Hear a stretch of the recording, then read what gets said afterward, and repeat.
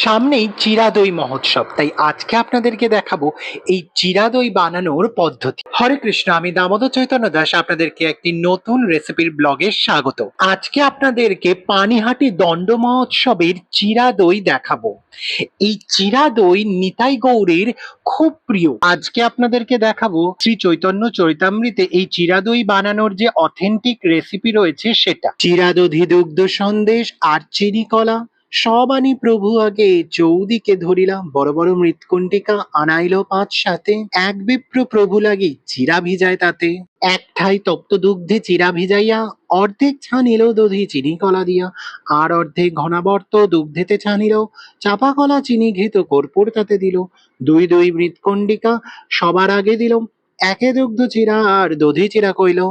আসুন এবার এই পদ্ধতিতেই চিরা দইটা বানাই।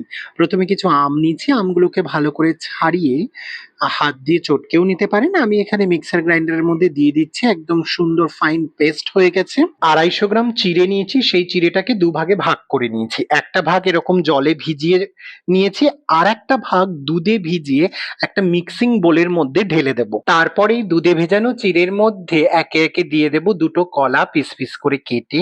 চিরা দইটাকে আরেকটু বেশি মিষ্টি করার জন্য চিনি অ্যাড করেছি আমি। আপনারা চাইলে এই চিনিটা নাও দিতে পারেন বা চিনির পরিবর্তে গুড়ও ব্যবহার করতে পারেন। তো আমি এখানে 2 টেবিল স্পুন চিনি নিয়েছি। এবার এর মধ্যে আগে থেকে যে পাকা আমের পেস্টটা বানিয়ে রেখেছিলাম সেটা দিয়ে দেব। দিয়ে এগুলোকে ভালো করে মিশিয়ে নেব। আপনারা কারা কারা এই পানিহাটি চিরা দই দণ্ড মহোৎসব দর্শন করার সুযোগ পেয়েছেন আমাকে কমেন্টসে জানাবেন। এর মধ্যে এবার দেব দুধের ক্ষীর, আর আমি দুধ দিয়ে একটু প্যাড়া বানিয়েছিলাম, সেই প্যাড়া। এই ক্ষীরের রেসিপিটা কিন্তু আমার চ্যানেলে দেওয়া রয়েছে, আপনারা দেখতে পারেন। আর এই প্যারার রেসিপিটা আপনারা কারা কারা দেখতে চান সেটাও আমায় কমেন্টসে জানাবেন। প্যারা আর দুধের ক্ষীরটা ভালো করে এর মধ্যে মিশিয়ে দেব। এরপর দই নেব।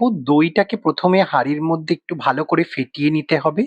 তারপর যে জলে ভেজানো চিড়েটা রেখেছিলাম, সেই জলে ভেজানো চিড়ের জলটা ঝরিয়ে ওই চিড়েটা এই দইয়ের মধ্যে মিশিয়ে নেব। তারপর এই দই চিড়েটা দুধ আম কলা দিয়ে যে চিড়েটা মাখিয়েছিলাম তার মধ্যে মিশিয়ে দেব। এই চিরা দই কিন্তু এখনো অসম্পূর্ণ, তার কারণ এতে এখনো দুটো উপকরণ যাবে। 1 টিস্পুন ঘি আর খুব সামান্য একদম 1 চিমটে কর্পূর। এবার এগুলোকে ভালো করে মিশিয়ে নেব। তারপর একটি মাটির পাত্র আগে থেকে ধুয়ে রেখেছিলাম, তার মধ্যে এটা পরিবেশন করে দিয়ে উপরে একটু কাজু কিশমিশ দিয়ে সাজিয়ে তুলসী দিয়ে গৌর নিতাইকে দণ্ড মহোৎসবের দিন ভোগ নিবেদন করুন। আপনাদের এই চিরা দইয়ের ভিডিওটা কেমন লাগলো আমাকে কমেন্টসে জানাবেন। এরকম আরো ভিডিও দেখার জন্য আমাদের এই চ্যানেলটি সাবস্ক্রাইব করে রাখুন। হরে কৃষ্ণ।